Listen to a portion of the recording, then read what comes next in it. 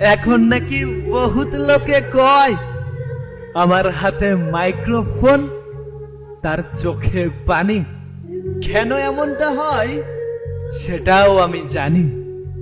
বলেছিলাম আমার কাছে লুকিয়ে এমন কোনো কাজ করো না যেটা আমি জানলে কষ্ট পাবো। সে মনে করেছিল আমি তো অন্ধ, কিভাবে দেখতে পাবো। এখন বলে বদলাই গেছি।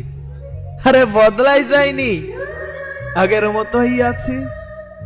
শুধু পার্থক্য এতটুকুই, আগে দেখতে পাইতাম না, এখন দেখতে শিখেছি। জি ম্যাডাম, এখনো আপনাকে মনে পড়ে? স্মৃতিতে পুষি আপনার কিছু স্মৃতি। তবে হ্যাঁ, বদলাইনি, বদলে গিয়েছো তুমি।